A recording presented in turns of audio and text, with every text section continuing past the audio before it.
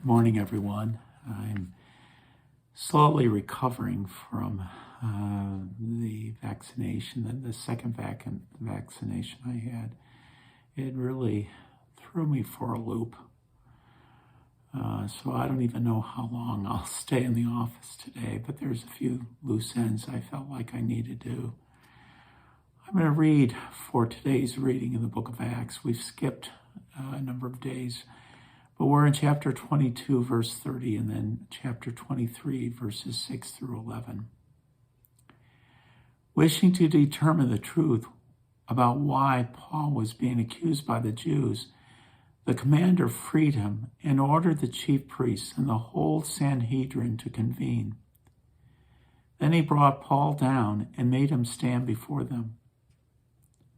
Paul was aware that some were Sadducees and some Pharisees.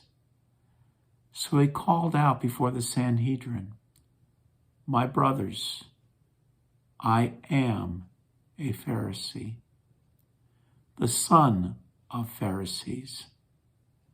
I am on trial for hope in the resurrection of the dead." When he said this, a dispute broke out between the Pharisees and the Sadducees, and the group became divided. For the Sadducees said that there is no resurrection or angels or spirits, while the Pharisees acknowledge all three. A great uproar occurred, and some scribes belonging to the Pharisees' party stood up and sharply argued, "We find nothing wrong with this man.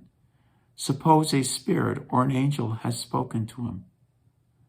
The dispute was so serious that the commander, afraid that Paul would be torn to pieces by them, ordered his troops to go down and rescue Paul from their midst and take him into compound. The following night, the Lord stood by him and said, "Take courage, for just as you have borne witness to my cause in Jerusalem, so you must also bear witness in Rome." The word of the Lord. Thanks be to God.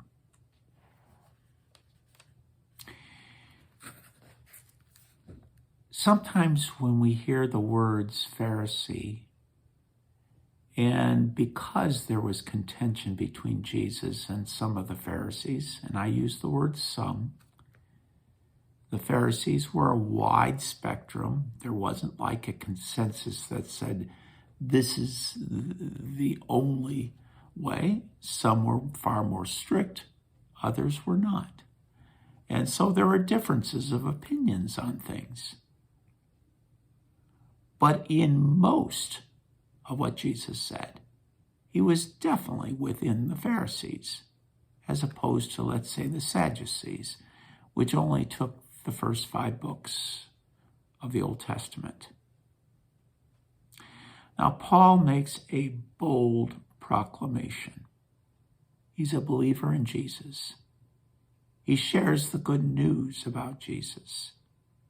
But he makes this bold proclamation. "My brothers, I am a Pharisee." He didn't say I was. No, he said I am, present tense, right here, standing in front of you, under trial. I think it's worth noting this. Apostle Paul's ministry, as he goes to the synagogue, his heart is for the Jews. His heart is for them to come to knowledge of the Savior. Is that he doesn't deny his Jewishness one iota. Or we should do that for a Jew coming to faith in Jesus today. It's worth pondering over. Stay safe, and I hope you feel good. I know I will. This is just a little phase for me.